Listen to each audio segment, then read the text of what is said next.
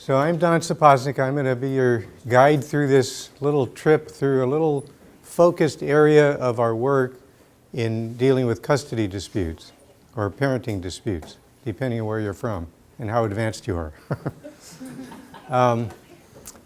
The issue of gatekeeping came up, I think, out of the concept of parental alienation syndrome, which has been a big bugaboo since Richard Gardner first defined it.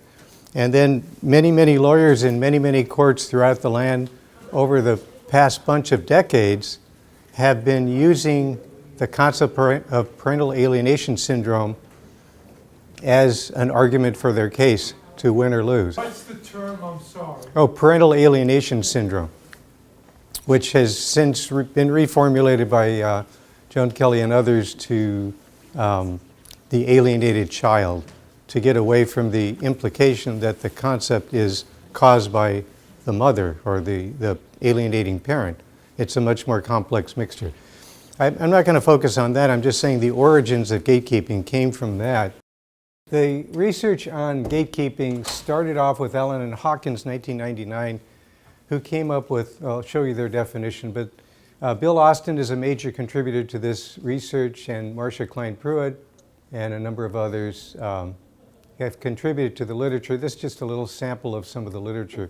Here's the original definition by Allen and Hawkins, who defined maternal gatekeeping as a collection of beliefs and behaviors that ultimately inhibit a collaborative effort between men and women in family work and limiting men's opportunities for learning and growing through caring at home for home and children.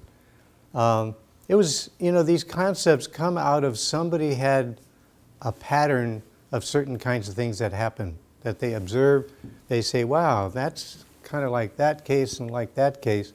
What do we have here? So we have a theme or a concept building, and then somebody writes an article and it becomes reified as a real thing. And then it becomes interpreted and eventually thrown away and replaced by something else. As Leonard Marlowe knows, it's always a trend. Whatever today is a good deal, as you said, becomes a chargeable offense later or something. Yeah.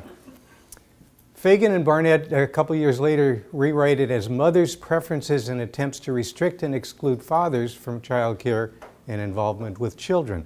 The original concept of gatekeeping was mothers restricting fathers' access to the children. It was first formulated as a negative and as an all-inclusive, either you do it or you don't, a dichotomous, categorical kind of thinking.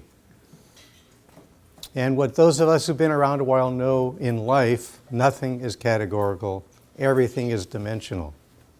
Everything's on a continuum. So when we come up with categories, it's usually for research purposes. You have to name 3 or 4 categories that you can compare and contrast with each other.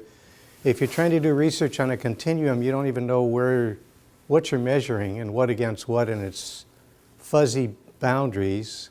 So to draw conclusions about a research category that's not really a category, you can't do that. So we always start off new concepts and new fields as categorical. There's collaborative law, there's mediation, there's litigation. And now, as per the last conferences, they're all kind of blending together. Now people are taking pieces of this and pieces of that, putting them together, coming up with new categories. Team mediation. It's a great one that Stacy came up with. And there'll be all kinds of iterations of that. Similarly, in the knowledge base of developmental psychology, particularly as related to children of divorce, we're coming up with all kinds of new categories. So I encourage you, when you're coming upon a new concept, for some of you the concept of gatekeeping may be new, and for some of you, you know what it is really well, and some of you have kind of a fuzzy notion of what it's about. Understand that it's always ultimately a dimension, and it's degrees of it from nothing to a whole lot of it. And that's reality. And any categorization is artificial. Yes? I noticed that it's specifically maternal. Yeah. So the origins where the category is only mothers restrict contact of fathers, and now the more current research is showing, no, dads can do this too.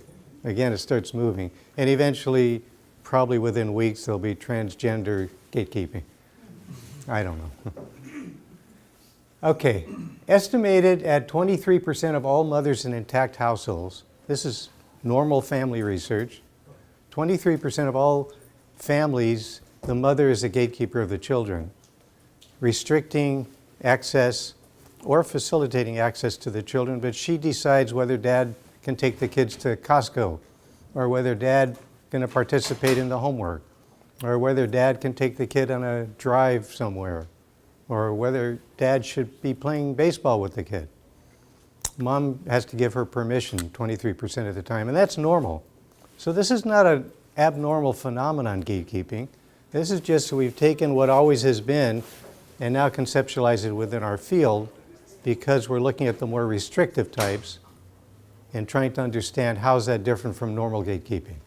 And that's what this, it's a very growing literature on this concept.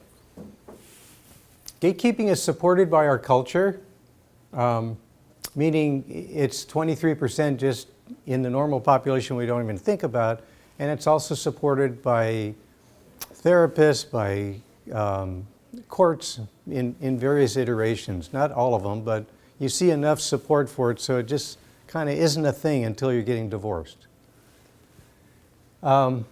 It's supported by a child's preference for the gatekeeping parent.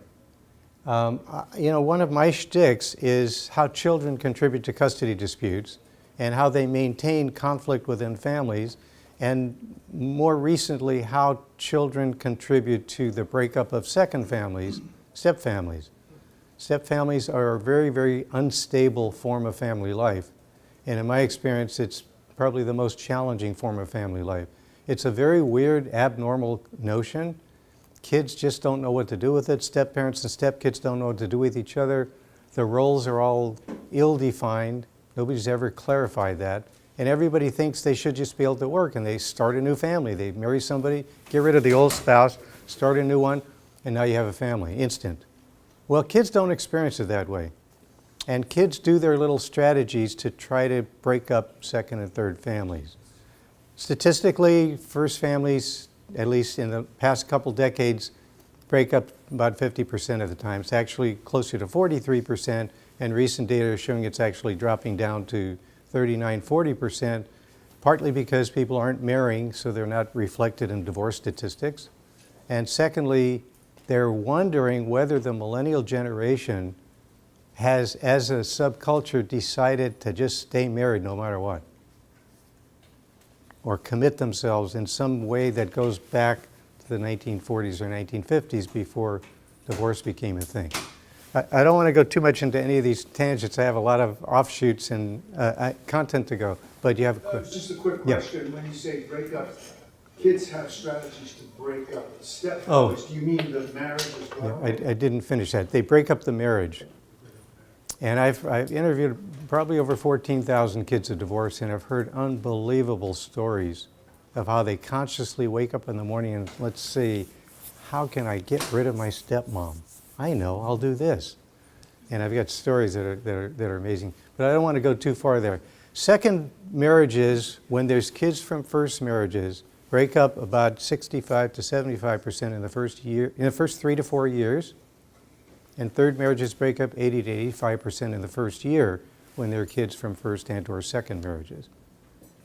The only thing that I can see in common, taking clinically we don't have any research data on why, but clinically, my experience is that the kids increasingly have the desire to break up each new progressive family so they can get their fantasy of having mom and dad back together.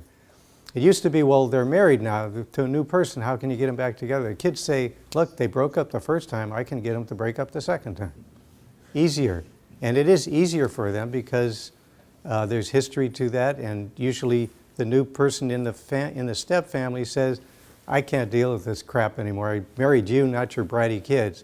But they don't know that the kids are pretty much consciously being bratty to them, as the kids report that the step parent treats them differently when the new parent isn't around.